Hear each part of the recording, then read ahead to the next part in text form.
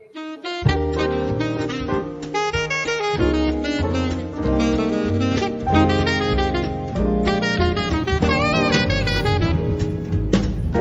Portugal, there's a YouTube show full of fun facts you need to know. Carl rings the bell and the members show. Okay, I've got to start the show again. This is no good. That was the wrong intro sequence. We're going to be starting again with this week's intro sequence, everybody, when I can find it. Here we go. Let's roll.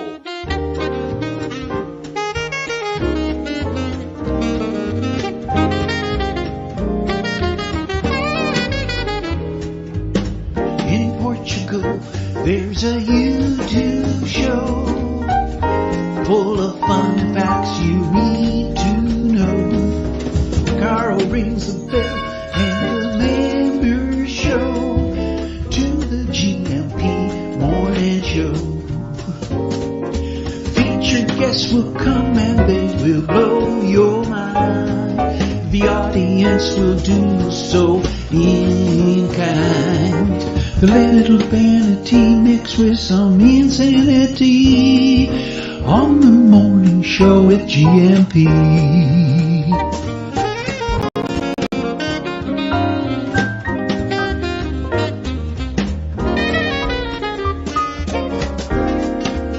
Hey, Gumpers.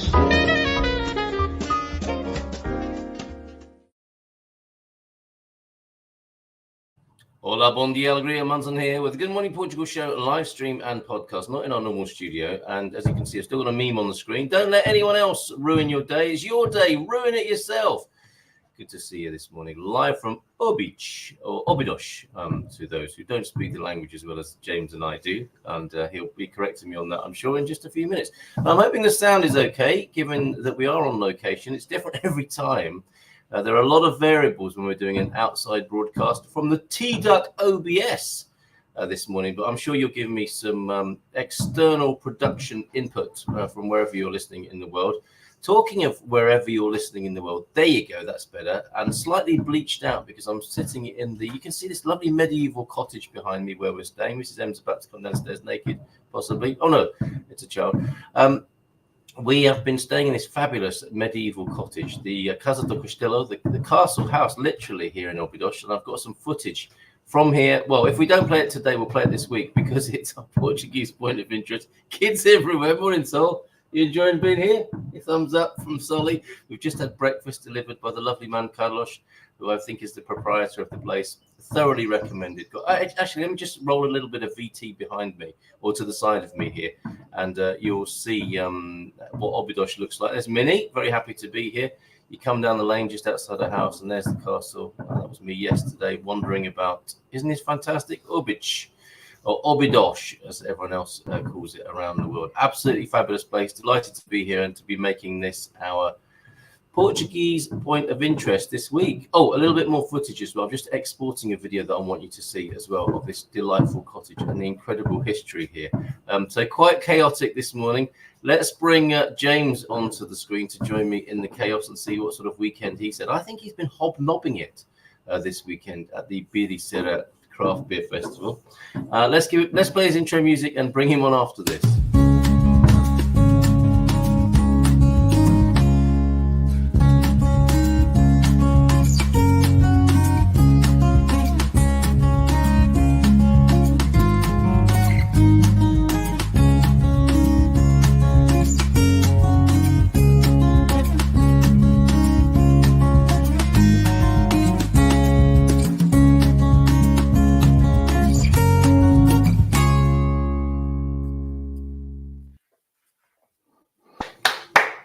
Medieval old school applause this morning. We don't have a it doesn't sound like you're on your mic. It sounds Seriously? like you're okay. I think. On the webcam mic, and I've got a production assistant with me as well. Okay, yes, 1, 2, helping check with it the out. sound. All right. Okay. So it doesn't sound like it's coming through a decent microphone. Is that what you're saying? And maybe through the Yeah, camera it sounds. It's kind of echoing like it's coming from the room. Ooh, that's no good. And maybe it's not bad. It's just it's not as clear. Is that any better? One more? Much better. One more. Muito bem. There we go. Muito bem. Muito bem. Very good. Okay. All we need is a little bit of third-party input. Tap on the mic. Can you hear me at the back? Is that working now? All right. Fantastic. Are you on the correct mic? Can you hear me now? All over. You know, I set it up and it was working perfectly. This is always the way, isn't it? Set it up, working perfectly earlier on this morning. And then for some reason, the laptop shut itself down, maybe to save the battery, and had to restart. And obviously lost the settings that I began with this morning. But anyway, we're here now, sounding okay, I think. T-Duck, I'm sure, will be telling us, giving us a bit of executive producer input live from Lisbon himself this morning. And we're in Óbidos. How did I do there, James? Beautiful. Oh, very good. Don't often hear that from you. All right. And how's your weekend been? How was your ball? Nothing like a little practice first thing in the morning, huh? That's right. You were coaching me before we started, right? And yes, I have been telling people I'm in Óbidos, which has surprised quite a few people. Well, understandably, I guess. So, how was your weekend? Where you been? Let's see. For some reason, I have beer in mind. What was it about beer this weekend? Yeah. Beery big event in Ericeira, the Ericeira. Yeah. Or as I like to say sometimes, Ericeira. That's a nice T-shirt idea, isn't it? And we've got pictures of you. I'll bring those onto the screen in just a moment. But you've been hobnobbing, have you? That sounds like a name of a craft beer as well. I think the pictures you have are from last year, but it pretty much looks the same. I have some new stuff, but I haven't. Now that I'm this massively wild video producer, I have to get it up for production ready. Who doesn't like to get it up for production and ready? There you go. Now, did you meet some YouTube? You met some YouTubers last year, and were you spotted? Did you hobnob with any VIPs this year in the VIP tent where I'm sure they placed you? Unless you went incognito. Well, I had to sign an NDA in order to do that, so I can't talk about it. Oh, okay. Sorry. Right, son. As I look out from here, it's always difficult sighting the outside broadcast studio and getting the lighting right. But I'm looking out the cottage window from pretty much near the top of the ramparts here. And I've got some extraordinary footage to show you how there is no regard for health and safety on this site, it would appear. I had a little bit of a vertigo attack when I was making some video yesterday, but we're up near the top. The back of the cottage is the castle wall. And when I was showering this morning, there's a piece of glass in front of the castle wall where that forms part of the shower enclosure. And as I look out this morning, it was lovely sunrise, lovely thin streak of pink as the sun was rising or showing itself. And just outside the cottage window, I can almost touch lemons on a lemon tree. And the sun, at times, as you can see, is pouring in through the window. And the camera's struggling to cope with that. So it's absolutely brilliant little cottage here. Thoroughly recommend it. Nice. Sounds beautiful. Yeah. Sorry, we were talking about you and your NDAs and keeping a low profile with your Groucho mask disguise on at Ericeira. Did you meet these folks? I thought I recognized them from the are these the YouTubers you were hanging out with last year? I do not recognize them. Oh, okay. Except wait, the woman is on the show sometimes. Is that the same one? No. There are so many YouTube channels now. It's hard to keep up, isn't it? I thought I recognized the lady from the picture that you sent me as being the lady in that who in that picture there. Oh, no. The picture that you have is Louisa. Oh, okay, right. So they haven't started their own YouTube channel. Oh, so we've never seen Louisa, have we? I don't think. Unless you showed. I don't know. I think I shared them last year, but it's hard for me to remember. Is it okay then? Is it okay to see the picture of Louisa that we often hear about? Yes, I'm sure it is. Okay, all right. And that's you in that picture, isn't there? And is Louisa's husband? What's his name again? Sidonio. Sidonio. He's in the other photo, is he? Yes. Okay, and I also have a British friend named Stefan who was in a photo from last year. I don't know if you have that or not, but. Let's see if this is Sidonio or Stefan in this picture then. Oh, that's Sidonio and Stefan. Oh, excellent. Okay, so that's a full house then. We finally Sidonio's on the left and Stefan is on the right. Very good. We've heard a lot about them. Certainly Sidonio and Luisa. So it's lovely to see their pictures finally as well. And I thought that was the lady in the picture here as well. I can see some similarity. Yes. Yes. Okay. All right. So I think Luisa will be thrilled to know she was featured in today's Good Morning Portugal. Yeah. Well, we'll find out. Well, you'll find out, and I may never know anything about it. So, how was it? Did you have a nice time? I did. It was. Again, for the introvert, large crowds for extended periods of time are exhausting for me. So, but it was still fun. It was fun, but I was very tired when I was done. And then I added on to that, trying to be a responsible YouTuber and get video so that I can, post it in a future episode of An Old Guy in Europe. All that kind of stuff that I'm just not used to. In the past, it's just like, take a picture if you like it, take a video if you want to. But now it's like, oh, I really should get some footage of this because it'll make great content. It's a whole different way of thinking. And trying to balance that, balance the being in it and the documenting of it are two very, very different things. And, I like to be in it when I'm there. So I'm still trying to work out how I manage all of that. Same kind of experience when I went to Sintra, to the Parque Natural there with Katia. It's like I really wanted to just be in the forest and be with the trees and in nature and share the company of someone that I'm getting to know. And at the same time, it's like, well, I really should be getting this on. Take pictures and videos. I really should get that. Like, so I'm still working on that balance. A new level or new approach to mindfulness, really, isn't it? Absolutely, yeah. And what I was going to say is the crowd is very different than the usual experience of Ericeira. It was, I was going to say obviously, but it was very international. Probably the highest percentage of non-Portuguese people in one place that I've been both years. I'm guessing maybe 30, maybe as much as 40% non-Portuguese people at the event.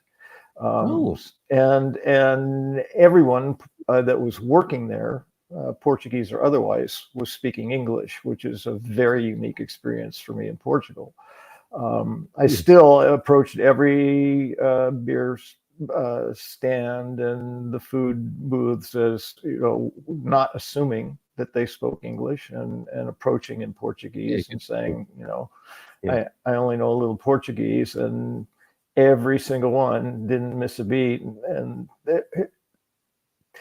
it shifted a little bit. And maybe it's because these people are expecting to speak English at these events. But they, I got a couple of variations of responses to that. One was immediately saying, "Oh, I can speak English if you like." It's like, "Oh, muito bem, obrigado." And another one was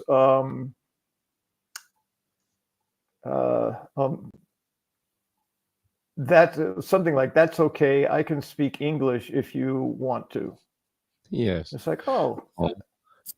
So she gave me room to continue in Portuguese by offering it in that way. Nice. Yes. Yeah. So anyway, that it was a great day. The food was all, well, I should say there was no Portuguese food at the venue that I could see. They had hamburgers, they had brisket, they had pizza. Brisket. Yes, that's what I ended up having. It was really good. And there is visual documentation to come in a future episode of An Old Guy in Europe. Anyway, yes. Of course. Say again? Yes. I'd expect nothing less that there will be some coverage in a future episode of An Old Guy in Europe. Yes, and the music was pretty much all American. Lana Santana was being played, which was great. So it was just, I felt not out of place. It was like, oh, this is a lot of fun and very comfortable because it was very familiar. And I was not faced with the daily challenges of trying to navigate the language and the culture and the food and all of that. I could have been at, an American fair, a beer festival in the US, and it would have felt very much the same, with the exception of there would have been a lot of Portuguese people at that, US beer festival. And there were children playing in the playground. I mean, it really truly was a family event, as so many Portuguese festas are. So it was a lovely day, a wonderful day, and I got home and I was exhausted. It's like, so. And how? Because I think we were laughing about how it was a family event and there was a kids area. What did that look like? Well, in the area that they have it's located right next to, it's actually in a park in Ericeira. And so there's children's playground equipment around there. There's, there used to be a mini golf thing set up in a relatively contained area. They've since spread that out. So it's more like a golf course. It goes all around the whole park. Each hole have to actually walk to it. And there's playground equipment of all kinds right adjacent to the grassy area where the beer was being served. So it was very accommodating. Very good. So a good time had by all the family, and foreigners and Portuguese alike, by the sound of it. Yes. Yeah. In numbers that I even Ericeira, I mean, I'm kind of accustomed to a lot of non-Portuguese people, because Ericeira is a tourist place and a place that attracts a lot of non-Portuguese people to live as well. So I'm used to hearing English kind of everywhere, but it's usually one person here or two or three people there as we're walking through the background of lots of Portuguese being spoken. And in this case, I heard, it felt like almost as much English being spoken as I was hearing Portuguese being spoken. So that was very unique, and I think expected under the circumstances. Yes. Yeah. Fair enough. But a slightly different vibe then, but a fantastic event by the sound of it. Yeah. It was, and I'm happy I went. Got myself another Ericeira glass, so now I have two of them. That's one of the things I like about it. They don't. There you go. Yes, it's nice to get glass. It's nice to get the. Is it called paraphernalia? The ephemera, of these events. I don't know what it is. It's nothing that special in a way, is it? But there's so much, I guess, loaded into the experience and memories attached to these bits of glass and plastic that we pick up. Yeah, well, and I've seen similar type festivals where everything is served in plastic or paper, and the environmentalist in me says, well, if I get one glass, I can just use that all day and then for the rest of my life, as long as I don't break it. Yes.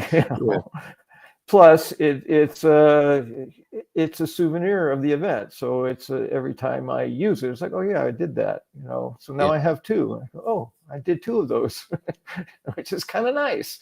Nice little memories. It makes it sound so special though, like some sort of Lord of the Rings cup. Treasure this cup for the rest of your life. It has been bestowed upon you at the Ericeira Beer Fest. But I guess, now that we're talking about it, I've got to grab it. I'll be right back. Oh, okay. All right. What I'll do is I'm going to show you some pictures. We've got Steve saying he wouldn't go up on the castle wall here in Óbidos, which is our Portuguese point of interest this week. You'll be hearing more about Óbidos this week. That's me waving from the top of the wall, and you're thinking to yourself, well, that's no big deal. Being up on the castle wall like that, but that's a section of the wall from which was taken from that picture. Now that is enough to give you the collie wobbles, isn't it? There is no rail. I've got some video of me going up and down there as well, almost like a screen test. It will look great in black and white, in medieval black and white, but there are no rails, no signs, no disclaimers, just like, get up there or not, it's up to you.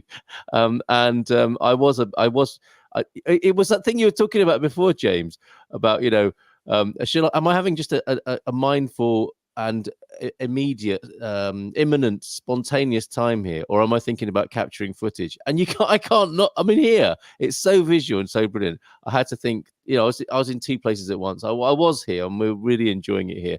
And I'm thinking, look at this. I've got to take this picture. It's absolutely fantastic. I want to share the beauty of this place. So I was in those two minds quite a lot yesterday in the way that you described. You're about full screen, so you can show us your precious Lord of the Rings, my pretty cup of the rings. There you go. It's difficult to see. Ericeira. It's a little hard. Last year, the ink, it's the same graphic, but last year the ink was black, so it was a little easier to see on clear glass. Yeah. So anyway, it's kind very of good. It sounds like you had a wonderful time. We've got lots of people to say good morning to as well this morning, James. And also, I would like to show you, because I always get this feeling, Americans love Óbidos because it's so deeply historical. So I've got a little clip here that I think you'll appreciate. As the old guy, to me, you're the old guy, not an old guy. You're the old guy in Europe, and I think I had you in mind when I was preparing this historical little bit of footage for you that I think you'll enjoy greatly. And any other history fans will love this, with a little bit of backstory about the cottage in which we find ourselves here. So let me just roll VT on that. You've got to see this. You've got to see this bed in here. This is not King's bed. It's pretty nice though. This bed, Solomon, I believe. Hold on a minute, children. For a minute. Could you just focus on here for a minute? This bed here, apparently, is about 500 years old and belonged to one of the Portuguese kings and queens here. And I think they may have. Oh shit. They may have stayed here 500 years ago. Just take a look out the window. Take a look out the window. What do you think of that, James? Beautiful. We're not going to get our deposit back, though, are we? I suspect that oh shit moment was planned. Oh, James, you know me too well. Right. It is a fabulous place. Well, as I say, well done. More to come this week about Óbidos and our treat of the week. Guess what our treat of the week? If we're in Óbidos, James, what is going to be our treat of the week? Oh, let me see. Probably has something to do with a cherry-flavored beverage. Oh, you are so good at this stuff. You are so good at this stuff. Roll VT again. There we go. There's our the very same. It can only end one way, though. Look. Oh, I like this. Yep. Goodbye. Yep. Some people don't even bother to sip it first. They just stuff the whole thing full in the mouth. She's not been on telly. She'd have done that, right? Okay, we've got Stephen joining us. We might have Chris Smith joining us from Gay Paris this morning. He's over there. He's making his way to Portugal for the Trafaria Bluegrass Festival that's happening this coming weekend. So if he can join us from his phone, I guess he might have the Mona Lisa. He might be in the Louvre. He might be in the Louvre. He might be in the Louvre. We will see. And he might not to be confused with the Lou. Well, he might be in the Louvre. And there could be a cheap portrait of the Mona Lisa, or maybe Joyce could portray that for him with an enigmatic look on her face, which of course she will have on her face if she's trapped in the Louvre with him.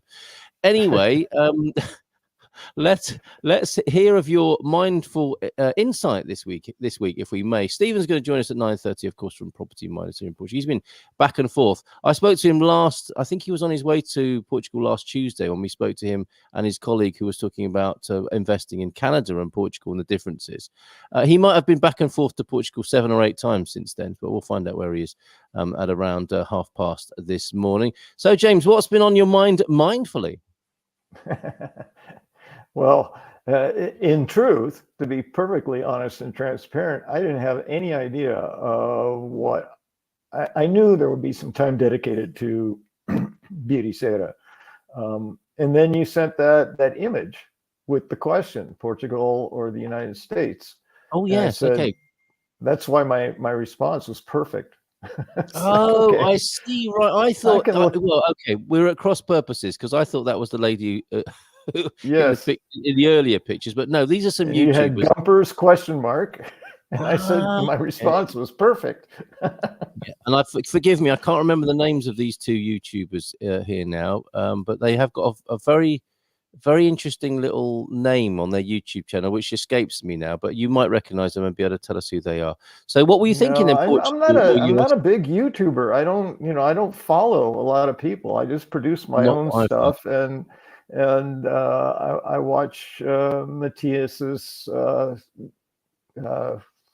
Quinta Entre Águas, and yes, then occasionally a video that catches my interest, but I don't surf it and I don't follow other people. Oh, and this show too, of course. So it's pretty limited. But I liked the question, and I'm sure it's got a lot more than a few minutes worth of material in it. But it addresses something. Who you best? yes. It addresses something I've talked about before.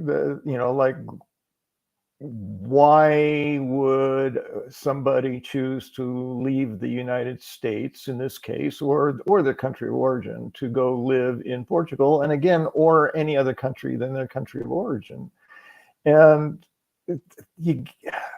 my experience for the people that I have met, Americans who I have met, has come from a general dissatisfaction with the direction of the energy and the feel of the culture and the politics and the economics of where they left. It's like this doesn't work for me. Some people are angry and want to blame, individuals, say it's all their fault. Some people just say, I'm kind of tired of it.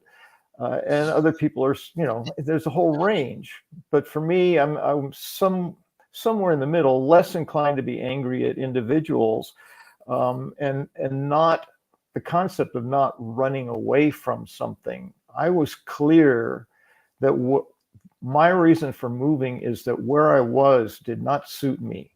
I wasn't free to, I didn't feel safe. I didn't feel that I was free to be wholly who I am, and surrounded by at least a higher percentage of people who were living a life more inclined to the life I wanted to live.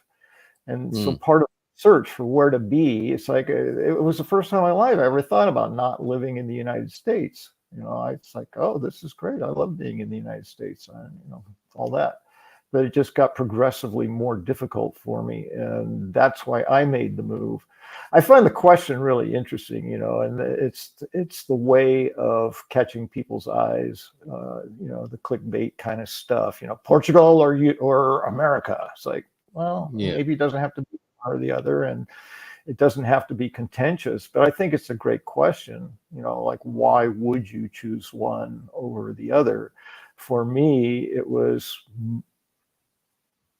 probably 80% the culture as I understood it. And I hadn't been here. It was just my sense of it from That's crazy. What I found. And I came with the idea, well, if it turns out that was a completely incorrect perception, then I can make a shift and change. But it wasn't. It was very accurate. It was spot on. The accommodation, the friendliness, the respect, the kindness, the generosity, all of that just suits me really well. So, for me, the answer to the question, Portugal or America, is Portugal. That's what works for me. And I encourage people to be that mindful before they make a decision to move. Be mindful about why are you thinking about making a move, and what is it you hope to accomplish? Are you running away from something? In which case, you're probably not going to find what you need, no matter where you go, because it's really what you're trying to avoid, which is always there. Or are you trying to find a place where you feel like you fit, where it's a right place for you to be? And that worked for me. So I never had any regrets. I've never experienced, we talked about this, the sort of existential dilemma. If I'm not that, who am I now? It's like I worked all that out before I came. Well, that's what I was going to ask you. Yeah. I mean, having made that decision or decided to move, and based on what you thought might happen, rather than, and there was no way of knowing it except to try it, of course. And that seems, I was going to ask you if it's worked out for you, but you've already answered that, I think, quite. Absolutely, yes. Yeah. Okay. Well, Portugal or USA then? I wasn't meaning to ask that as a question, but it has found itself into the conversation, or worked itself into the conversation, because Ubi is here this morning, always turning it towards food, if you notice. Do you know how long an unopened loaf of salami de chocolate can be unrefrigerated? We deal with some of the biggest questions that humanity is facing here on the Good Morning Portugal show, live from Óbidos. It's from Auchan and it's sealed in plastic. Portugal or US context, then I want to take it back to the US.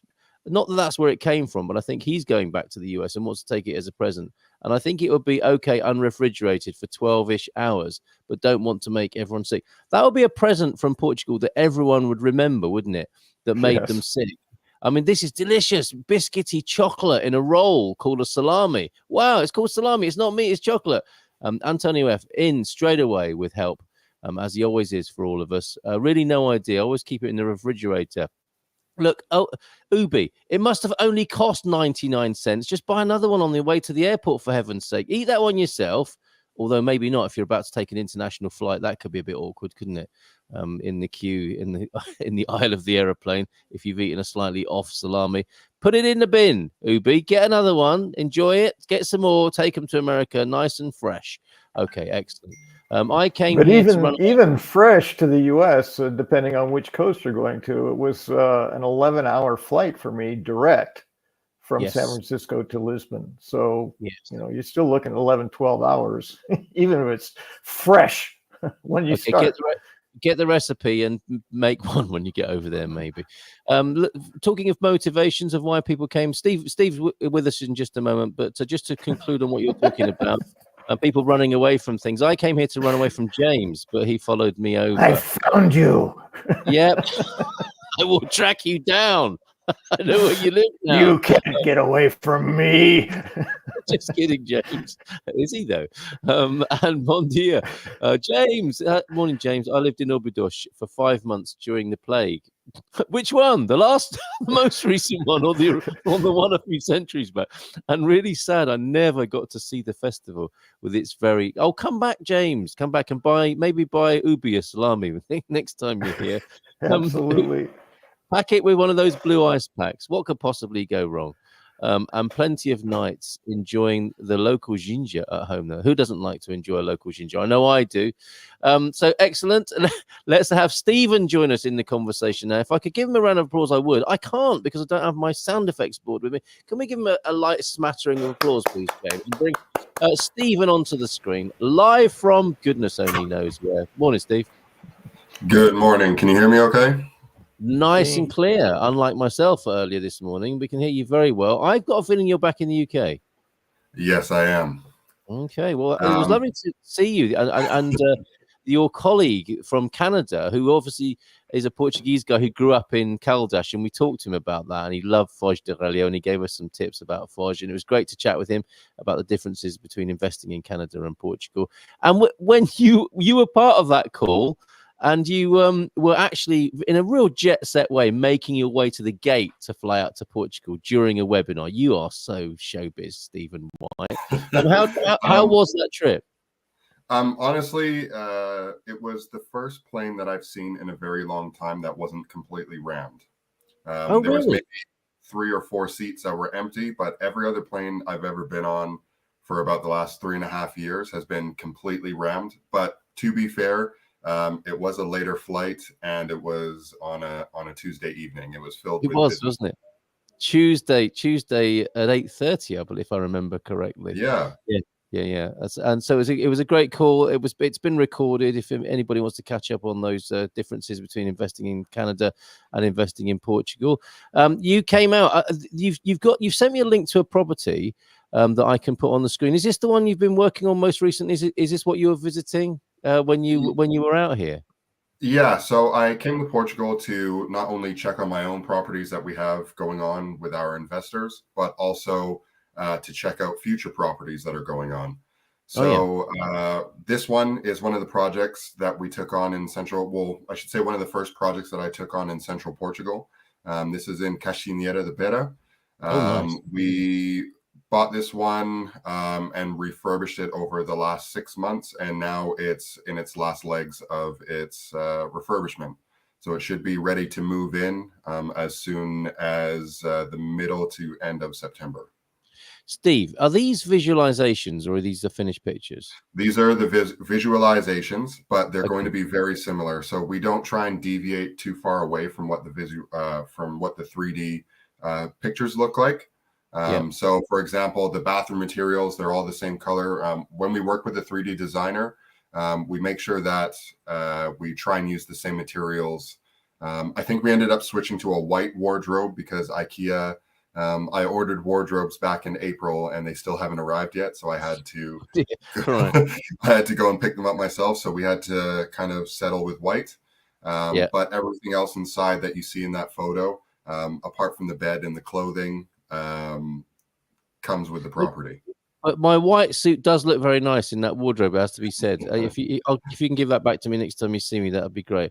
But it's looking very beautiful, isn't it? It actually looks like a spa or like a luxury hotel, basically. And is that the vibe? You've got my checked grey suit as well there. Well, it's my whole showbiz wardrobe. Amazing. So it's looking pretty beautiful. 4 bedrooms. It's a huge place as well, isn't it? Yes, it is. It's a very large property.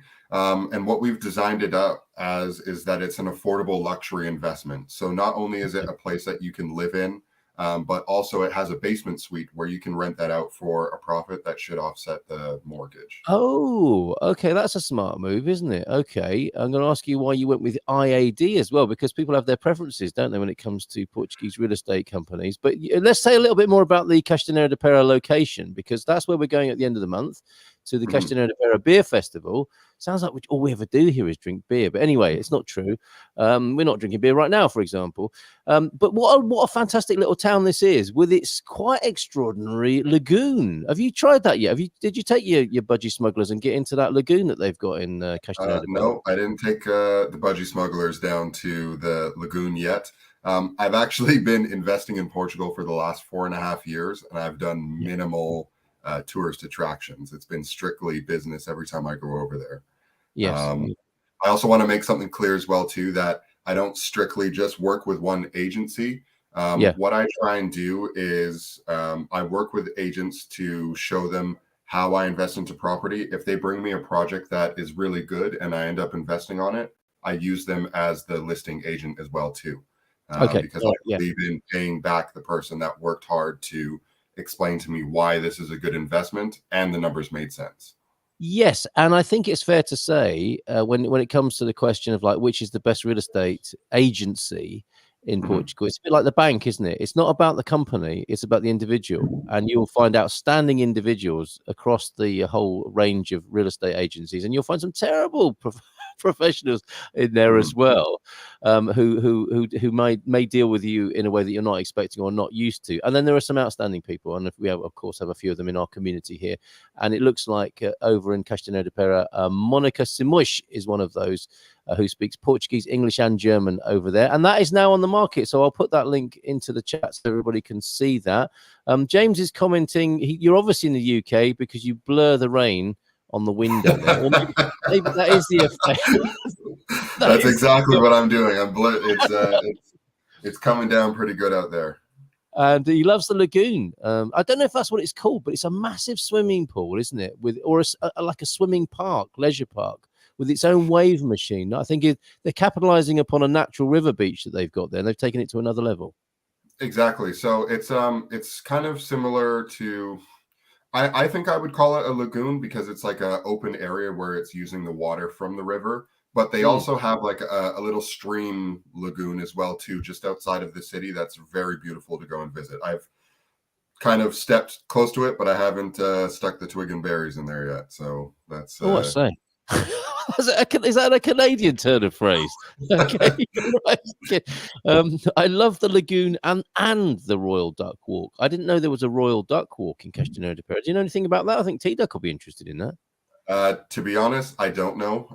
But what I do know is what Castanheira de Pera is doing to grow. So they're actually incentivizing reasons for families to come to the area where they can help you with baby formula, daycare. They can help you with getting affordable rentals.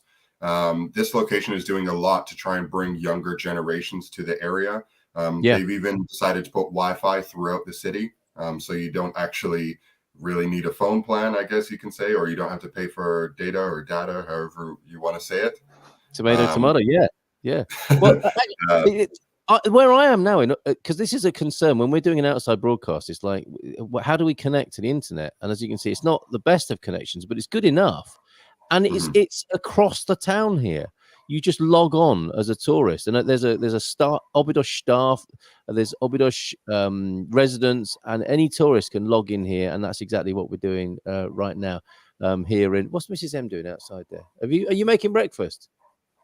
Yes, I will have milk in my coffee, please. Thank you.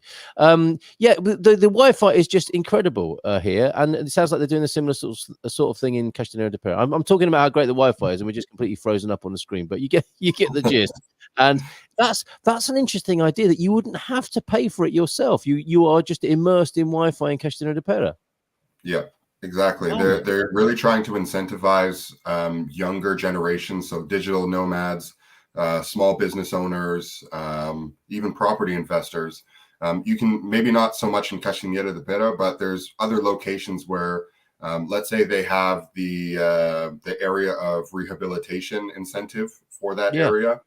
In some locations, they're offering up to €2 per square meter to help with renovation costs.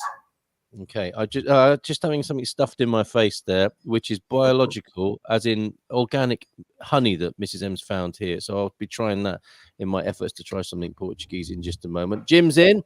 Bom dia todos. And Ua Duck Walk, that's piqued T-Duck's interest. So maybe come and see us at the Craft Beer Festival over there. Great to see you, Jim. Great to see you, Em, as well. And everyone else here. We've got to come back and say hello to Jackie because she's just flown in to Portugal and having a great time. First, you're talking about being on a plane on a fairly regular basis, Steve. It was the first flight ever for Jackie in the last 72 hours or so. So we'll find out. She found her way into the cockpit, which I think is quite extraordinary. Castanera de Pera was an okay place to live, lots of river beaches, but it's so far from big supermarkets and tool shops. So in the end, I moved to Castelo Branco. Okay, so you know Castanera de Pera. I'm guessing it won't be long until there's a Mercadona there, given the growth in the population. And the infrastructure will come, I think, Steve. Is that correct?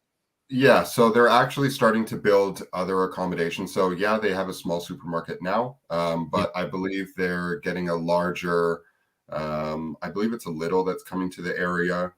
They're starting to provide bus services that come in and out of the city regularly.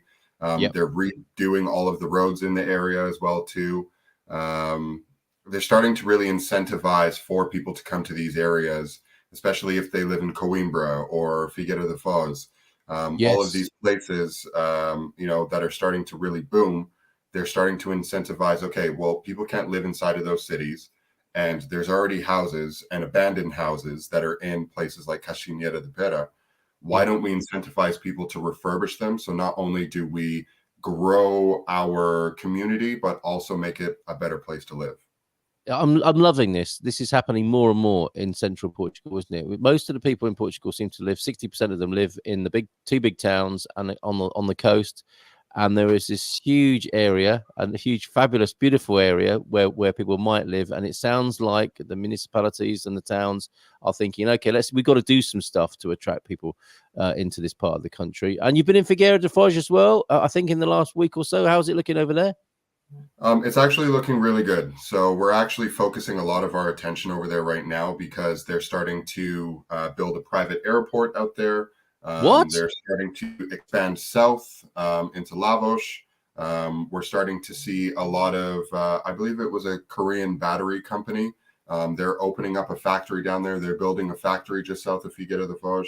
University of Coimbra is every 2 months I see a news article about how they're adding more studies from their university. So I believe the marine biology started off in Figueira da Foz, and now they're doing civil engineering, and now I believe they're adding 2 or 3 more courses to the area. So not only is student going to go through the roof, but also the demand for people working in construction, needing a place to stay. My goodness. Thank goodness we have you on here from time to time to find out what's going on in the country, and other parts of the country are available, of course, apart from it's something that kind of drives me nuts about Portugal, is that there's a lack of publicity when it comes to when they're doing developments. Yes. I think it would be a great idea for maybe not in English, but in Portuguese as well, too, to let people know what's going on. But Yes. I don't know if it's, I find from my experience that the Portuguese mindset is to be very humble and not to, we don't consider it bragging, but some people consider it bragging, saying, oh, this is what we're doing, this is what's going on, or they're afraid to speak out about what they're doing. But sometimes you have to speak your success into play so that it works out in the long run. It's a balance, isn't it? A bit like the some people liking shops and others not liking them. Marcus is here. That's what's nice about Castelo de Pera. It's far away from big shops, and you live next to us in Figueiro de Chivinhos as well.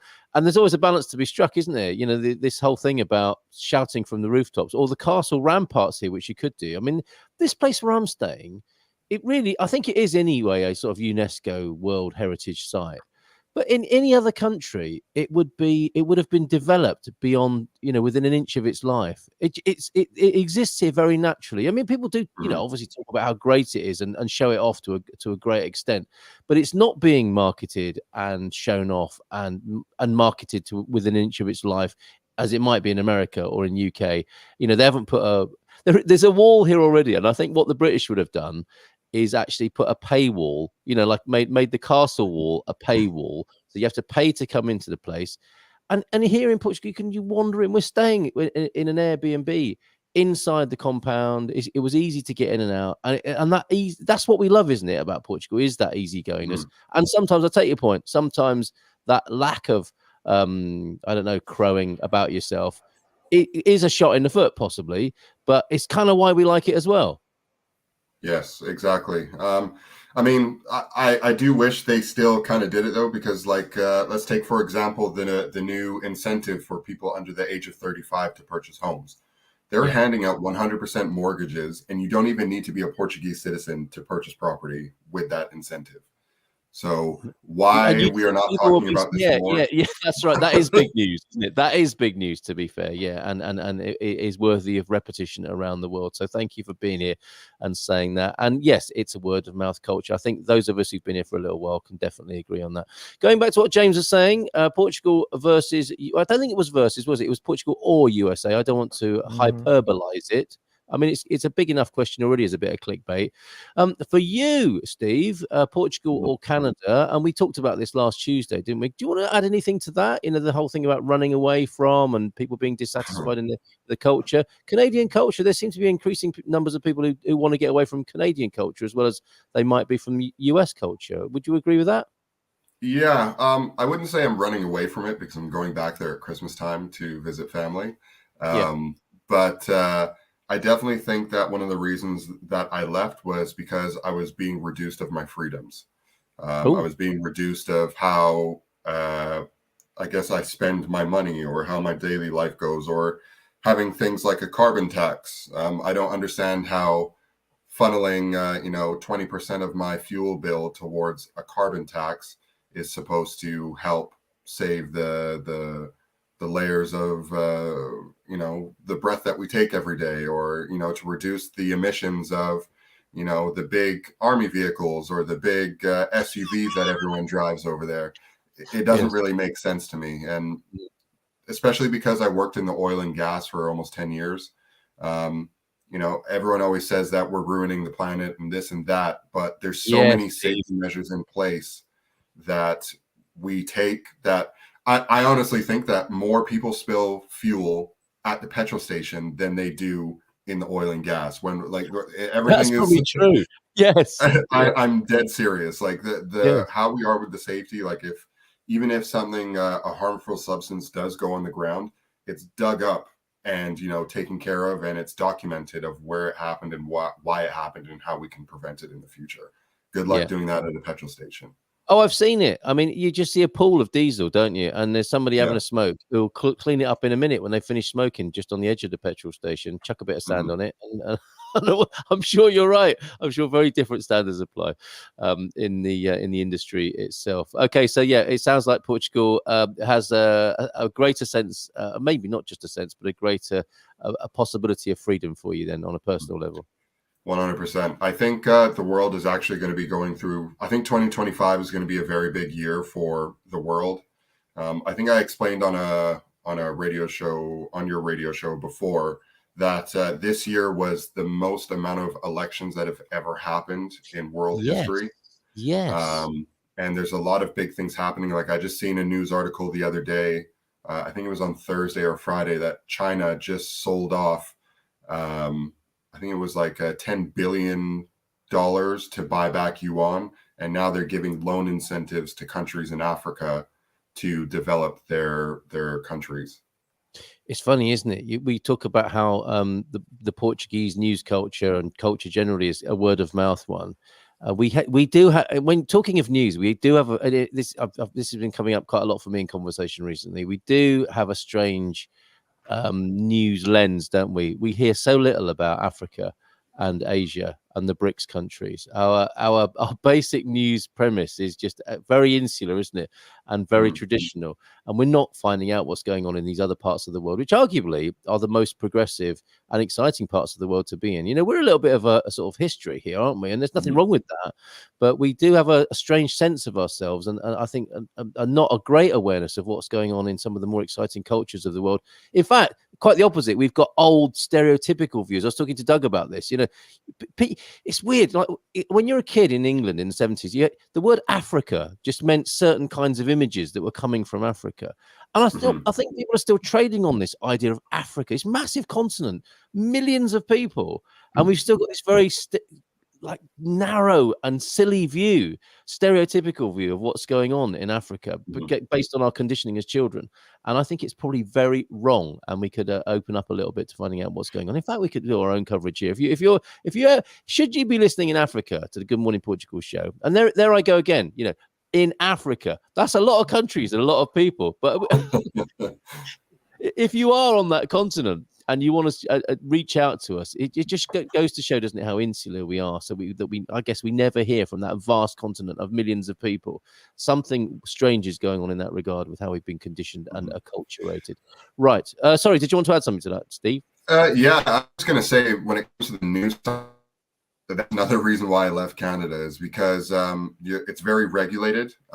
Stuff that I was told about COVID. I know when I first I came back to the UK during COVID, Canada, you could not hold a job. You could not go out to a grocery store unless you had your jabs. You had to prove your jabs everywhere you went.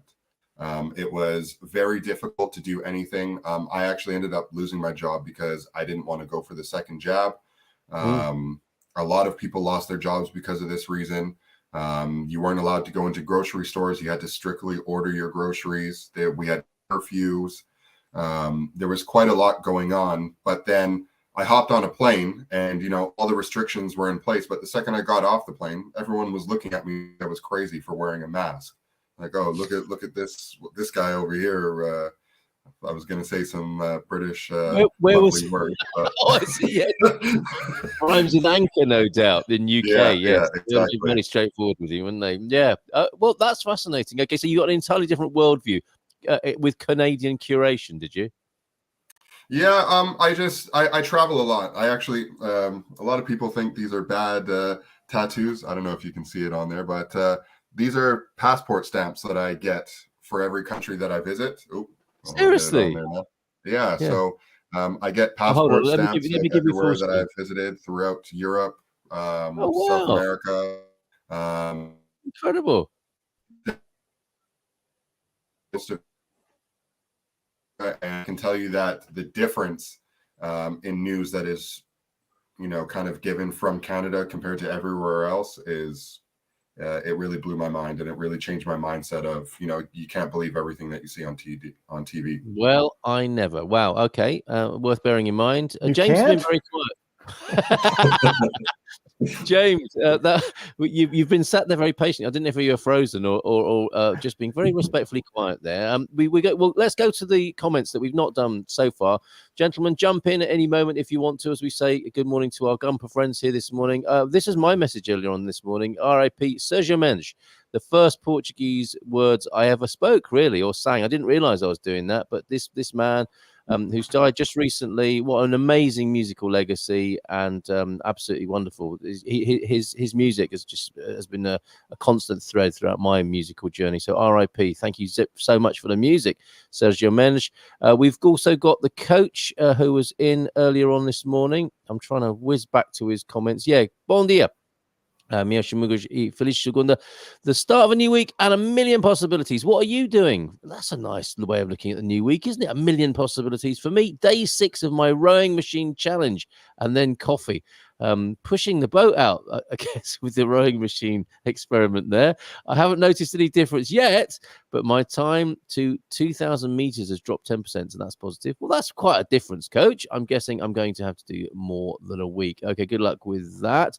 And the invitation with the God Squad tip of the day then from the coaches. I was out walking to a shop at the weekend and had a bit of an epiphany. Oh, and who doesn't like an epiphany first thing in the morning? I had another reason to walk other than fitness. So maybe that will help with your motivation to exercise. Find other reasons to walk somewhere. Mine's often coffee, but it could be to see a view, smell the pine trees, or go to the station. Thank you very much. Be creative with your walking and physical fitness here. And I was saying to Coach Turner, not only is the castle wall good for step exercise, it's quite good for all sorts of muscle control as you walk along the top of the castle wall there.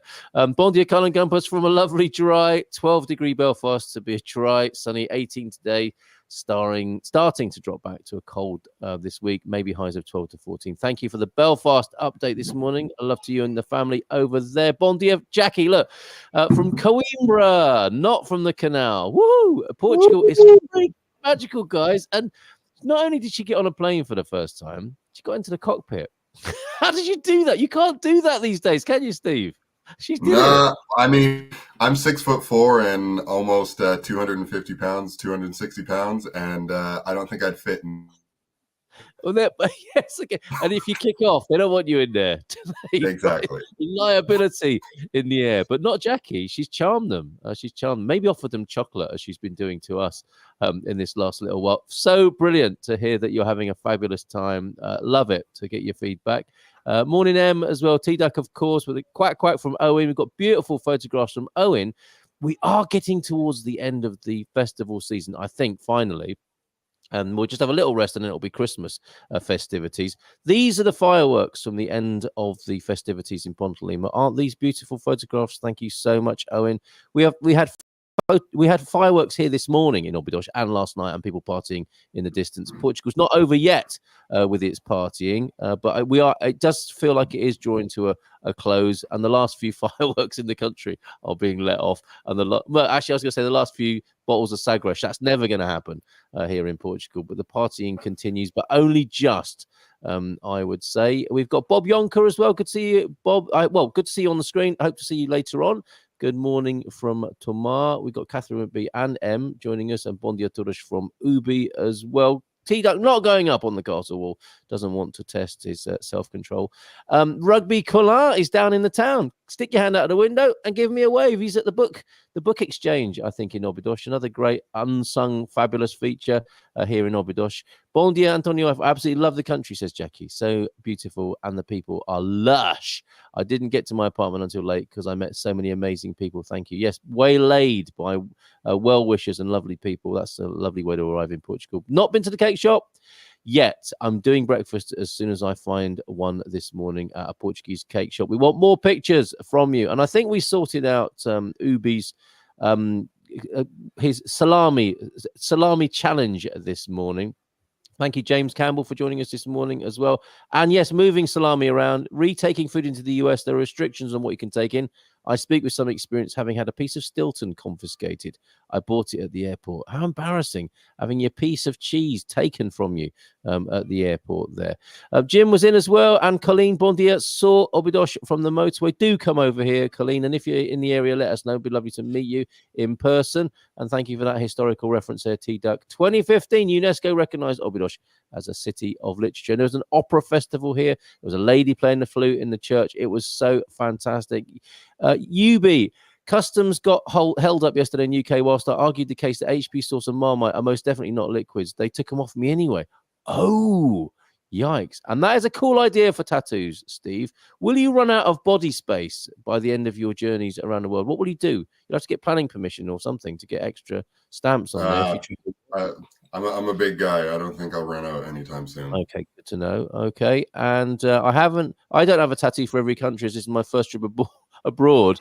But pop round mine, James, when I'm living here, and I will do you a Portugal tattoo. How about that? Yes, because of course she can do that too. Fantastic, Jackie. Great to see you here. Last words, and sorry, gents, it's 1 minute past 10. James, you've been very quiet. Here's your chance to stun us with a climaxing finale of words. No pressure. No pressure at all. You can do it. You've got this. Yes, I'll just say divirtam-se. Nicely done. Means Nicely have done. fun. Cheers, mate. And we'll see you again next Monday, of course. Thank you very much for your Ericeira coverage. And thank you for being here with a mindful moment and insight about the reasons why people leave the United States and anywhere else for that matter. It's not US specific, is it? It's just what started the conversation. And for you, Stephen White, we've got a house for sale at T4 in Castanheira de Pera. Anything else to tell us before you go? If you know someone under the age of 35, I strongly suggest you get them to purchase their first investment in Portugal, because not only is it almost 100% funded, but it provides an income stream for that person for the future. How lovely. What that's public service announcement, isn't it? If Portugal itself won't say it, Steve will on your behalf, Portugal. It's been fantastic coming from Óbidos this morning in the company of Steve and James. Gentlemen, have a great time. Have a great week, and we'll see you again soon. Here's the new, watch this closely, because this is the new intro sequence with our car of the week, our house of the week, our treat of the week, and our place of the week, which of course has ciao. which will be leaving soon. Ciao, ciao, ciao, ciao.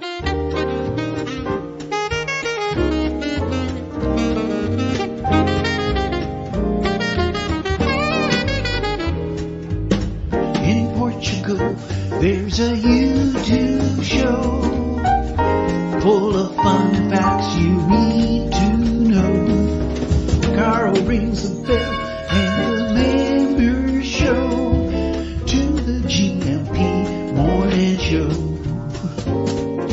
Featured guests will come and they will blow your mind. The audience will do so in kind.